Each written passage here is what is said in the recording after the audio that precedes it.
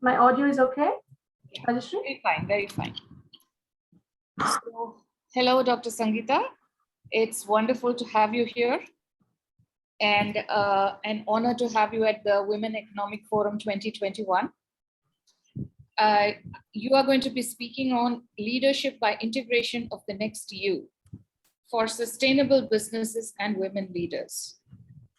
A wonderful topic. We would like to hear more on that.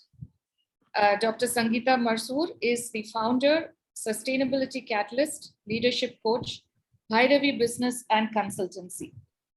And we would also like to confer the award of Exceptional Leader of Excellence from the Women Economic Forum 2021. So over to you, Dr. Sangeeta. We'd love to hear more on your topic. Thank you so much, Dr. Rajeshri. A pleasure to be here. Warm greetings to all of you. My name is Sangeeta Mansoor and I call myself an integration catalyst. Yeah, and very happy to be sharing with you a very broad outline of the leadership program that I have developed. I call it integrated leadership for impact and legacy. The kind of leadership model which has integration as the key, the outcomes being impact and legacy. That's the whole idea. Now, the crux of what I have to offer is the next you. I call it the next you. That is the holy grail for all of us as organizations and as leaders and as women. We're all seeking the next versions of ourselves. The model that I have built is a unique meta model of sorts for leadership growth into the next you, which is equally applicable to organizations and for leaders, women leaders included.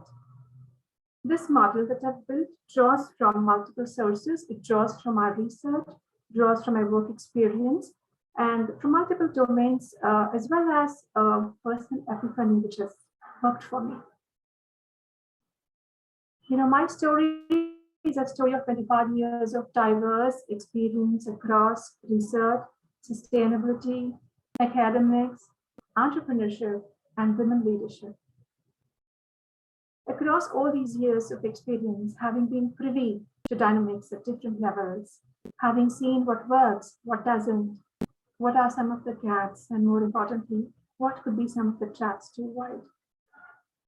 Seeing the veil, seeing through the veil, until one day the veil lifted, showing me a vantage point, from a vantage point, live as a web of matrices, with a very highly intelligent principle of integration at play.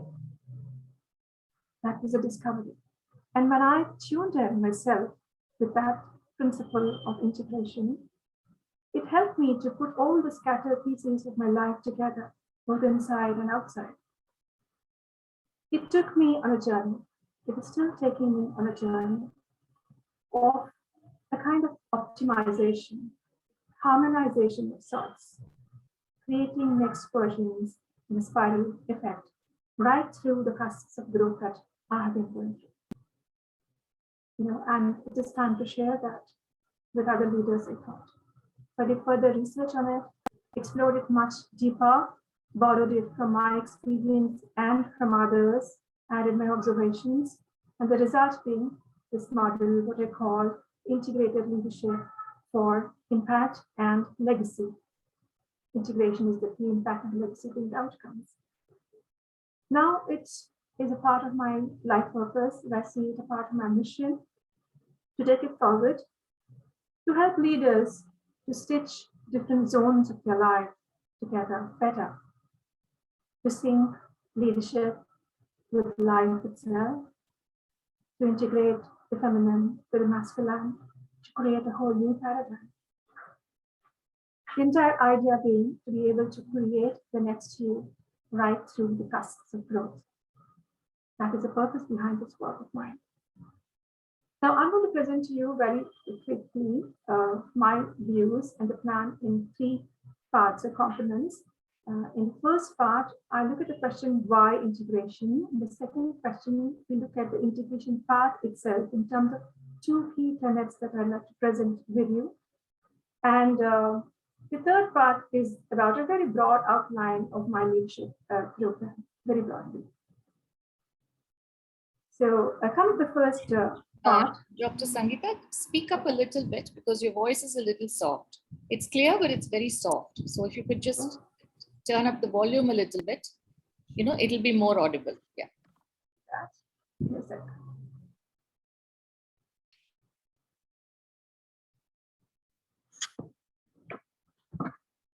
That's right. Talking about the first part, the key question of why integration? Why are we even talking about it? Well, it's because all of us are at different cusps of growth as organizations, leaders, women leaders. We're all seeking solutions. But some of the solutions that we are seeking and employing seem to be working partially. For example, the solution called balance. We've all sought balance as an answer, organizations and even leaders, right? But it doesn't seem to be working very well. Not entirely. Still, we are at it, always in the act of balancing. So much so that we seem to have turned into a race of perpetual rope walkers, always putting in the effort at balancing. But that has its own gaps, has its own traps. For example, look at all the organizations today which are trying to balance different bottom lines, profit bottom lines with social bottom lines and environmental bottom lines. Balance is sought. But very often we see a gap between the performance, the responsible performance, and communication. That gap shows as greenwashing sometimes. So there are trade-offs there when we talk about balance. In terms of leadership and life, leaders also are trying to balance several zones today, also balancing values, but sometimes we see them struggling to walk the talk of responsibility, right? Why is that happening? That is because of the gap that is caused for balance, effort to balance. Talking about women and women leaders are today offered many gifts in the name of gender balance. You have fair representation, affirmative action, women-friendly policies, so to speak, all of them under the label of gender balance, but no voice at the high table yet. That is the gap that is inherent in effort to balance. There is also the real trap is in settling for mere balance, which leads to gaps. That's my point. So I would say balance is very much necessary for life and leadership, but not a sufficient condition for thriving life and leadership. Which is what brings me to the way forward, integration as the way forward. I propose that as the path forward. I said I would present two tenets. Let me present them very quickly. The first one is that it is important to see that life is not necessarily balanced, but it is always inherently integrated. Ask a forest how it regenerates itself after an imbalanced act called forest fire. How? That is the integration principle at play. It is not about balance. So balance can be or need not be a part of integration, but integration goes much deeper. My first tenet is see integration. The second tenet is about the how to seek this integration, how to consciously work on integration. And I would say it would help to see different life zones not as polarities, but as matrices. Because when you see zones as polarities, we tend to balance the polarities and we end up averaging out the glories of each one of them. But when we see different zones as matrices, we try to integrate rather than just balance. The work of integration is a lot of work on interconnections, intersections in different dimensions, and also what are called those special, crucial, liminal spaces between different dimensions. But that's a very deep kind of work which integration involves. So what is the promise? What is the outcome of that? I would say two main things. One is that a greasing sort of an effect happens on your journey towards optimization and growth. Because the result of integration is a kind of a cruising effect. It greases the path. And that is how the growth happens right when you are in the cusp. The second key outcome is that the embodiment of the next you starts happening right when you're going through the cusp of growth. Effortlessly. Those are the two big outcomes of an integration path. Now, the way these things play out in organizations and leaders in life, in the lives of women, could be varied. For example, when an organization takes on this path of integration, they may manage to stitch together different functions together and also infuse sustainability across and actually achieve what is called integrated thinking. Right now, that is a gap. There is integrated reporting, but often it is not backed by integrated thinking. But with the integration path, that gap is closed. And in the lives of leaders, the effect of integration is that one starts leading from the being rather than from doing. It's the being-led doing that is the manifestation of the integration path. In the lives of women, what it would mean is that a certain knowing of the power of the feminine will emerge. And also an ability to marry the masculine paradigm with it and create a whole new paradigm, which can give a futuristic leadership edge that I call the embodiment of the new power. And my work is all about that. That brings me to a very broad outline of my work, which is the leadership model. Because you need a framework, you need a system, and you need a set of tools to work on this integration path, and that's exactly what my program offers. I offer a set of 5 sequential M's, as I call it, because I see it as a journey from meaning to manifestation.